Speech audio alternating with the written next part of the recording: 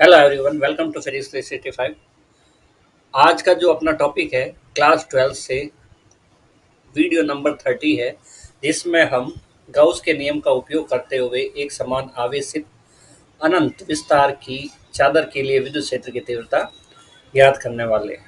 हम ये भी कह सकते हैं कि अनंत विस्तार की अचालक परत के कारण विद्युत क्षेत्र की तीव्रता ज्ञात करने वाले हैं। मैं हूँ वाई के शर्मा और फिजिक्स 365 पे जो भी वीडियो अवेलेबल होता है वो क्लास 11 12 नीट जेई और अदर कॉम्पिटिटिव एग्जाम के लिए काफ़ी यूज़फुल होते हैं। आरबीएससी और सीबीएसई का कोर्स कवर करता है। तो करते हैं स्टार्ट आज का टॉपिक, अनंत समतल चादर के कारण विद्युत क्षेत्र। सबसे पहले माना एक अनंत विस्तार की अचालक परत है। इसे हम समतल चादर भी कह सकते हैं, जिसे क्यू आवेश दिया जाता है। जो भी आवेश दिया जाता है इस संपूर्ण परत पर समान रूप से फैल जाता है। ठीक है, ये थ्योरी है, इसको हमें ऐसे ही लिखना है। गाउस के नियम का उपयोग करके परत से लंबवत दूरी r पर कोई बिंदु P स्थित है, जहां पर हमें विद्युत क्षेत्र की तीव्रता की गणना करनी है। बिंदु P पर गाउस के नियम की सहायता से विद्युत क्षेत्र की तीव्रता की गणना करने के लिए हम क्या करेंगे, P बिंदु से गुजरने वाले एक बेलनाकार पृष्ठ की कल्पना करेंगे और इस पृष्ठ को हम गाउसीय पृष्ठ कहते हैं। डायग्राम ड्रॉ करते हैं। ये हमने अनंत विस्तार की एक अचालक परत ली है। अचालक परत अनंत विस्तार की है।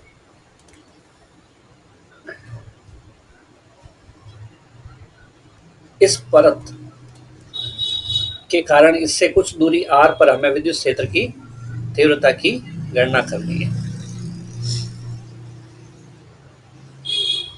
तो विद्युत क्षेत्र की तीव्रता गणना करने के लिए सबसे पहले हम इसको क्यू आवेश देते हैं। ये सारा आवेश इस सतह पर समान रूप से फैल जाता है। ये क्यू आवेश दिया हमने, जो इस सतह पर समान रूप से फैल जाता है।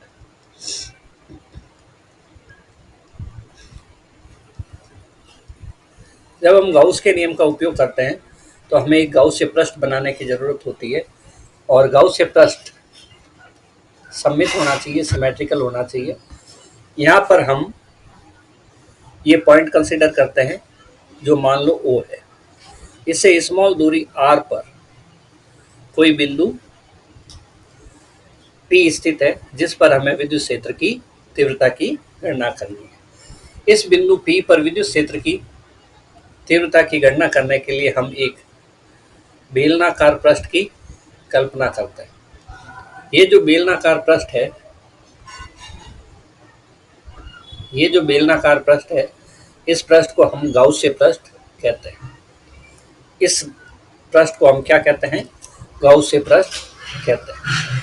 ये गाउसीय पृष्ठ आधा परत के एक साइड रहता है और आधा परत के दूसरे साइड रहता है। इस प्रकार से ये सममित होता है। और अब हमें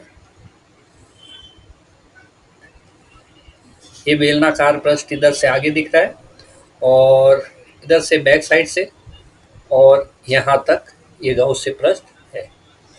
अब इस पूरे गाउसीय पृष्ठ के टोटल 3 भाग है। कौन कौन से?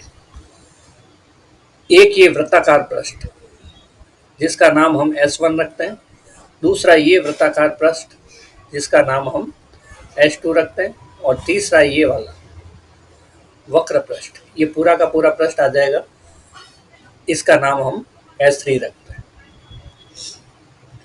बिंदु P पर, ये बिंदु P है, इस बिंदु P पर विद्युत क्षेत्र की तीव्रता की दिशा, ये जो धनावेश है, इससे अवे फ्रॉम पॉजिटिव चार्ज होती है, यानी कि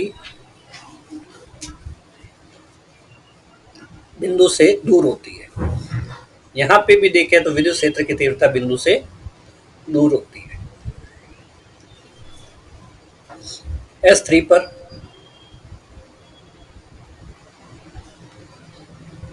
भी इधर की ओर,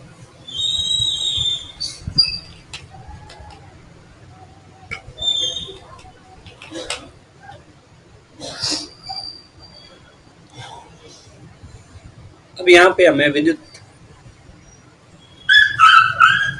क्षेत्र की तीव्रता ज्ञात करने के लिए अब क्षेत्रफल की आवश्यकता होगी।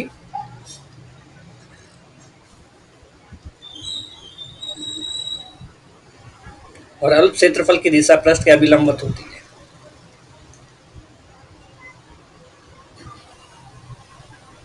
यहाँ पे हम देखते हैं थीटा बराबर 0 डिग्री है और cos 0 डिग्री 1 होता है।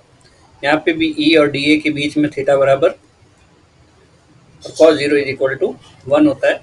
यहाँ पे हम देखते हैं E और dA के बीच में थीटा बराबर 90 डिग्री है और cos 90 इक्वल टू 0 होता है। फिर से देखते हैं एक बार, जो पॉजिटिव चार्ज है उस पर तीव्रता की दिशा पॉजिटिव चार्ज से दूर की ओर होती है और इधर इधर क्षेत्रफल की दिशा बात करें तो पृष्ठ के अभिलंबित होती है। यहाँ हम मान सकते हैं कि गाउसीय पृष्ठ के 3 भाग होते हैं, के 3 भाग है। 2 वृत्ताकार S1 व S2 तथा एक वक्र पृष्ठ जो है अपने पास S3। ठीक है, तो तीनों पृष्ठों से निर्गत फ्लक्स क्या होगी हम करते हैं गाउस के नियम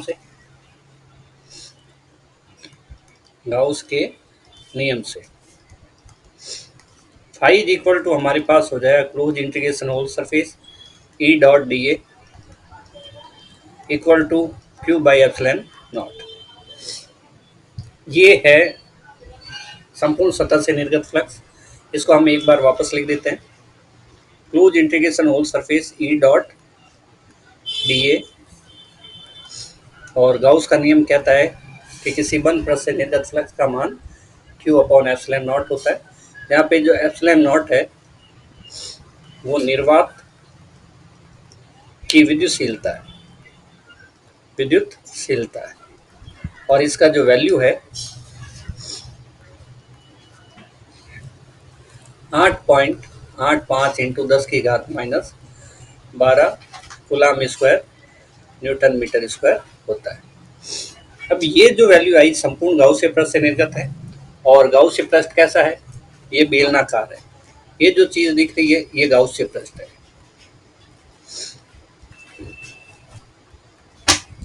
और गाउसीय पृष्ठ के 3 भाग है, S1 S2 और ये S3। तो कुछ फ्लक्स S1 से निकलेगी, कुछ फ्लक्स S2 से निकलेगी और बाकी बची हुई फ्लक्स किससे निकलेगी। हम यहाँ पे कर सकते हैं φ1 प्लस φ2 प्लस φ3, यानी कि S1 से निर्गत फ्लक्स E डॉट dA, जो एंगल यहाँ पे होगा वो काम आ जाएगा। S2 E dot dA, S2 पे एंगल जो होगा वो यहाँ काम आ जाएगा। S3 E dot dA। Dot क्या चीज है, डॉट एक अदिश गुणा है। अब देखिए S1 और S2 पे कोण कितना है, S1 ये रहा और S1 पे कोण कितना है 0 डिग्री। S2 ये रहा और S2 पे कोण कितना है 0 डिग्री और S3 पे 90 डिग्री। तो हम क्या काम करेंगे, ये जो डॉट है वो अदिश गुणा है और अदिश गुणा का एक सूत्र होता है A dot B equal to AB cos theta. तो हम क्या काम करेंगे यहाँ पे,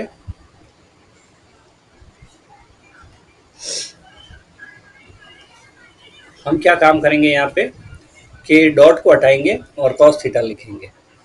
S1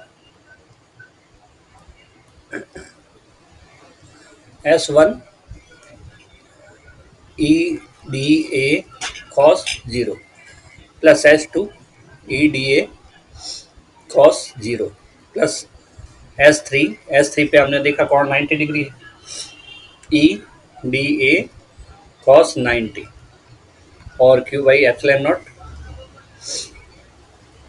cos 0 की वैल्यू 1 होती है तो S1 पे लिखेंगे EDA फिर यहाँ पे भी cos 0 की वैल्यू 1 होती है, प्लस यहाँ पे cos 90 की वैल्यू 0 होती है, तो एप्सिलॉन नॉट हमने 0 लिख दिया। ये इस टाइप से है। अब S1 और S2 की जो वैल्यू है, S1 इक्वल टू S2, ये दोनों बराबर ही होते हैं क्योंकि एक ही बेलन के वृत्ताकार भाग है जो दोनों क्षेत्रफल में बिल्कुल बराबर होंगे, इसलिए हमने यहाँ पे S1 की जगह S2 की जगह S1 लिख दिया। अब इन दोनों को जोड़ा जा सकता है, ये हो जाएंगे 2EDA, S1 EDA बराबर Q अपॉन एप्सिलॉन नॉट, ई को बाहर ले लिया,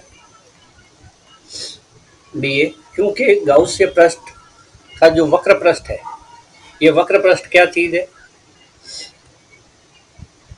यहाँ से जो निर्गत फ्लक्स है वो ज्ञात करने के लिए हमने क्या किया, ई को बाहर ले लिया, Q by epsilon not 2E, इसको हम A लिख देते हैं because of S1 DA equal to A, और A का अगर कोई फॉर्मूला होता है तो वो लिख देंगे, नहीं तो ये ऐसे ही रह जाएगा। यहाँ पे एक बात और नोट करते हैं कि ये जो पूरी शीट है इसके ऊपर चार्ज कितना है, Q, लेकिन हमें इसके अंदर अंदर ये वाला जो चार्ज है वही लेना है जो गाउसीय पृष्ठ के अंदर आया है, इसलिए हम क्या काम करेंगे, यहाँ पे Q डैश ले लेंगे, जहाँ पे भी Q है वहाँ पे Q डैश का उपयोग करेंगे, तो यहाँ पे भी Q डैश का उपयोग करेंगे, 2EA बराबर Q डैश क्या है, पृष्ठ आवेश घनत्व इंटू क्षेत्रफल। ये 3 प्रकार के होते हैं, हमने पढ़ा हुआ है। रेखीय आवेश के लिए Q बाई L करते हैं, तो Q इज इक्वल टू हमारे पास हो जाता है लैम्बडा L। पृष्ठ आवेश घनत्व के लिए Q बाई A करते हैं, तो Q इज इक्वल टू आ जाता है हमारे पास सिग्मा A, जो हमने यहाँ पे काम लिया है। तीसरा हमारे पास क्या होता है, आयतन आवेश घनत्व, उसको रो से प्रदर्शित करते हैं, Q बाई V, तो Q को हम करते हैं रो इंटू V, तो यहाँ पे हम लिखेंगे सिग्मा A से A कैंसिल हो गया, 2EA बराबर 2E बराबर sigma upon epsilon not. E की वैल्यू अगर निकालनी है तो सिग्मा अपॉन 2 एप्सिलॉन नॉट, ये सूत्र आ गया। अनंत विस्तार की अचालक परत के कारण विद्युत क्षेत्र की तीव्रता इस प्रकार से ज्ञात की जा सकती है, अनंत विस्तार की परत के कारण तीव्रता ऐसे ज्ञात की जा सकती है। इस सूत्र में हम क्या देख रहे हैं, इस सूत्र में दूरी r नहीं है, तो ये दूरी r पर निर्भर नहीं करता। अगर हम ग्राफ की बात करें, E तथा R में ग्राफ, तो हम देख रहे हैं E इधर लेते हैं, R इधर लेते हैं, ये मूल बिंदु है, ये x अक्ष है और ये y अक्ष है, तो ये वैल्यू जो है वो एक कांस्टेंट है, R बढ़ने पर E के मान पे कोई परिवर्तन नहीं होता, इसलिए हम कहते हैं ये। यहाँ पे जो ये हाइट है ये सिग्मा अपॉन 2 एप्सिलॉन नॉट की है। आज के वीडियो में इतना ही, मिलता है नेक्स्ट वीडियो में।